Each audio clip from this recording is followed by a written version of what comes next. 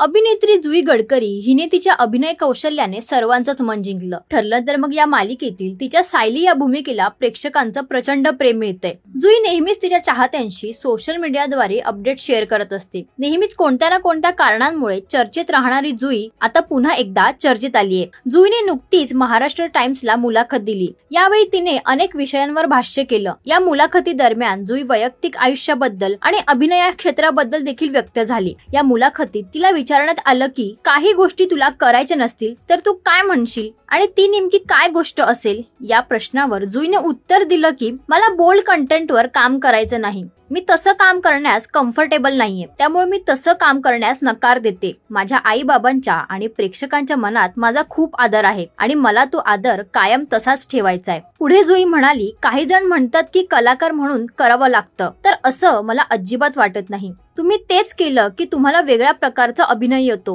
हे सिद्ध होत नाही. त्यामुळे मी कधीच बोल्ड सीन करण्याचा विचार करणार नाही. त्यानंतर जुईला विचारण्यात आलं की या विचारामुळे चांगले काम हातातून सुटतायत असं तुला वाटत नाही का. त्यावर जुई म्हणाली, आजपर्यंत मला असं कधीच वाटलं नाही. माझ्या हातून चांगलं काम गेलंय. माझ्याकडे जे आहे ते माझ्याकडे येणारच, त्यावर माझा विश्वास आहे. त्यामुळे माझ्या हातातून काम निसटतंय याचं दुःख मला अजिबात वाटत नाही, असं स्पष्ट मत जुईने मांडलं. तर जुईच्या या भाष्यावर तुमचं काय मत आहे हे आम्हाला कमेंट्सद्वारे नक्की कळवा.